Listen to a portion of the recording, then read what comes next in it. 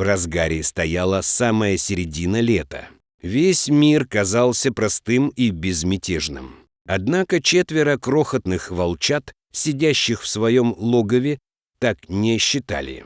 Уже 2 дня прошло с тех пор, как их мать ушла на охоту и не вернулась.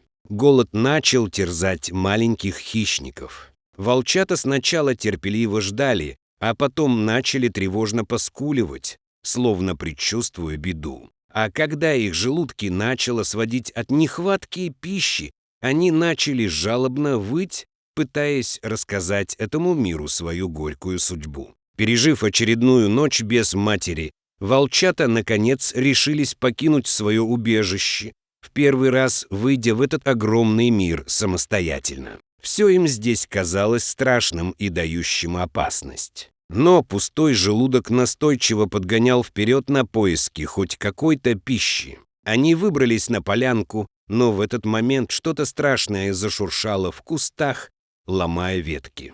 Волчата кинулись в кучу, прижимаясь друг к другу, и тут же под ними провалилась земля, вновь погружая их во тьму. «Верный!» — позвал Степан своего старого пса. Огромная морда показалась из кустов, и пес пристально посмотрел на хозяина, будто желая понять, что от него понадобилось. Мужчина улыбнулся. «А, иди гуляй, я думал, что ты пропал где-то».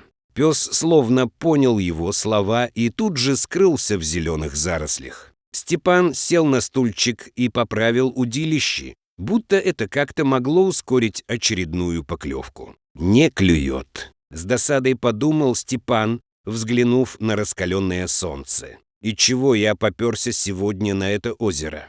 Думал, в лесу мне так жарко, и рыба клевать будет. Вдруг с громким лаем к нему выскочил Верный. Огромный пес был явно чем-то взволнован. «Ты чего, друг?» — спросил удивленный Степан. «Медведя, что ли, встретил?» Умный пес отскочил от хозяина, продолжая призывно лаять, будто бы зазывая человека. «Странный ты сегодня». Снова удивился Степан, медленно поднявшись со своего места и еще не понимая, чего же хочет от него собака. А Верный будто этого и ждал. Он тут же прыгнул в кусты, продолжая оттуда подзывать хозяина.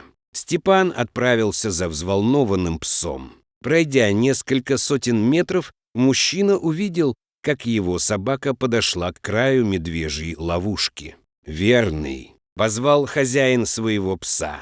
«Уйди оттуда, а то еще сам упадешь». Пес заскулил, но так и не отошел от опасного края. Степан не стал спорить, а лишь недовольно качнул головой. Осторожно подойдя к ловушке, мужчина заглянул в коварную яму. Это была классическая медвежья ловушка с острыми кольями на дне. Попади туда животное покрупнее наших волчат, не избежать ему мучительной смерти. А нашим малышам повезло. Они, практически невредимые, ползали между смертоносных кольев. Степан выругался про себя. А если бы человек туда угодил? И о чем только думают те, кто их роет? Ну что, потомство себе нашел. Улыбнулся мужчина. А Верный, будто в ответ мужчине, что-то нетерпеливо проскулил. «Ладно, будь, по-твоему», — проворчал мужчина, раздумывая, как ему будет легче вытащить малышей.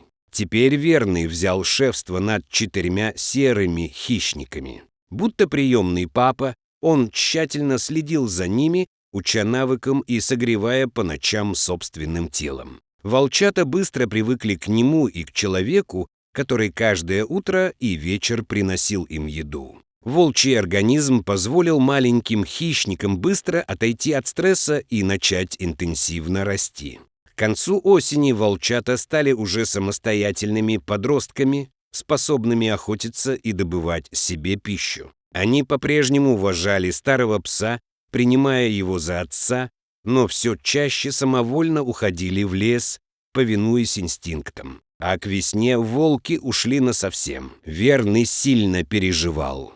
Теперь все реже он сопровождал своего хозяина на лесных прогулках, предпочитая оставаться дома. «Ну чего ты, старик, грустишь?» — трепал своего пса по голове Степан. «Они же молодые, им свобода нужна. Ты себя вспомни». Пес, довольный вниманием хозяина, пытался ответить на его ласки, но гулять все же отказывался. Может быть, годы уже взяли свое, а может, собачье сердце тяжело переносило это расставание.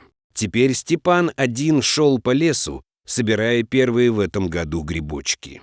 Год обещал быть урожайным, так как дожди шли регулярно и стояла теплая погода.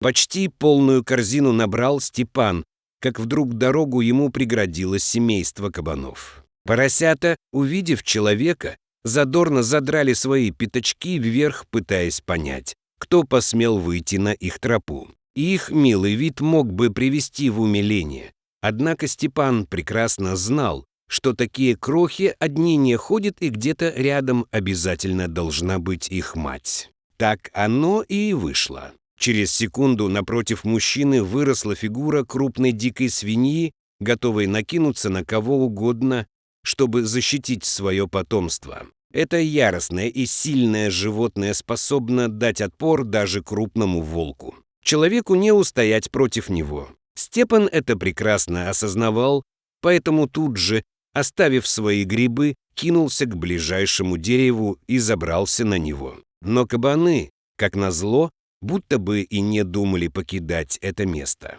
Недовольная мама ходила вокруг дерева, запрокидывая рыло, чтобы разглядеть скрывшегося наверху человека. Она хотела скинуть наглеца и разорвать его на части. «Плохо дело», — подумал Степан, — «так она и ночевать меня тут заставит». И не найдя ничего лучшего, мужчина принялся кричать, зовя на помощь. Неизвестно, сколько бы еще ему пришлось сидеть на дереве, но вскоре он заметил, как на полянке один за другим начали появляться волки. Вот еще.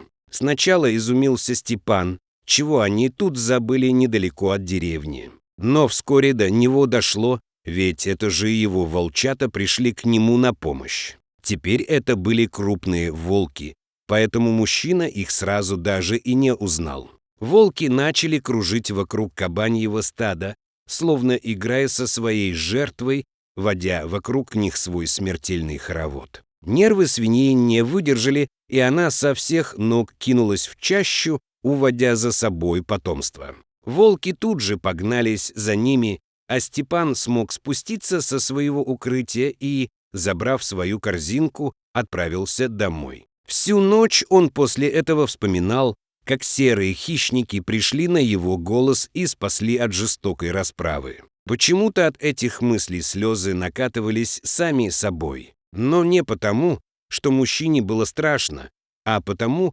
что он понял, что добро понимают даже дикие животные. И даже они умеют быть благодарными.